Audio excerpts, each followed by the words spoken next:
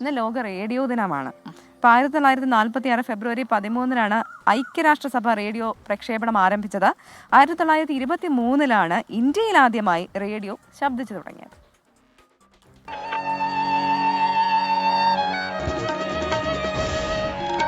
നമസ്കാരം. പ്രാദേശിക വാർത്തകൾ.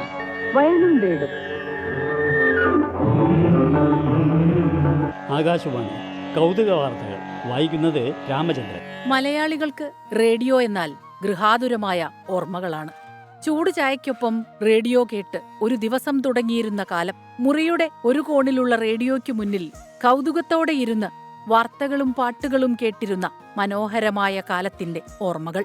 നിത്യജീവിതത്തിലെ തിരക്കുകൾക്കിടയിലും റേഡിയോ കേട്ടിരുന്ന മലയാളിയുടെ ഘടികാരവും റേഡിയോ തന്നെയായിരുന്നു. ആകാശവാണി വാർത്തകൾ വായിക്കുന്നത് ഗോപൻ.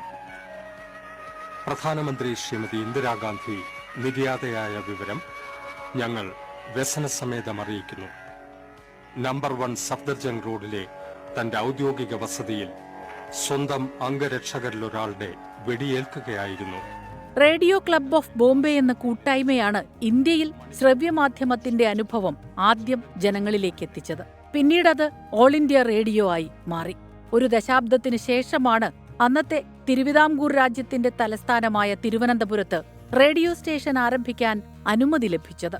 1943 മാർച്ച് 12 അന്നത്തെ തിരുവിതാംകൂർ രാജാവായിരുന്ന ശ്രീ ചിത്തിര തിരുനാൾ ബാലരാമവർമ്മ ആദ്യ റേഡിയോ സ്റ്റേഷൻ ഉദ്ഘാടനം ചെയ്തു. അടിയന്തരാവസ്ഥക്കാലത്തും പ്രകൃതി ദുരന്തങ്ങൾ ഉണ്ടായപ്പോഴുമെല്ലാം വാർത്തകൾ അറിയാനുള്ള പ്രധാന മാർഗമായിരുന്നു റേഡിയോ. 2011 നവംബറിൽ യുനെസ്കോയിലെ എല്ലാ അംഗരാജ്യങ്ങളും ലോക റേഡിയോ ദിനം ഏകകണ്ഠമായി അംഗീകരിച്ചു. കാലം മാറി. സാങ്കേതിക വളർച്ചയുടെ മികവിൽ ആശയവിനിമയ ഉപാധികൾ മാറി മാറി വന്നു. നവമാധ്യമങ്ങളുടെ കുത്തൊഴുക്കിലും റേഡിയോ വിശ്വാസ്യത ചോരാതെ ഇപ്പോഴും നിലനിൽക്കുന്നു. Research desk 24.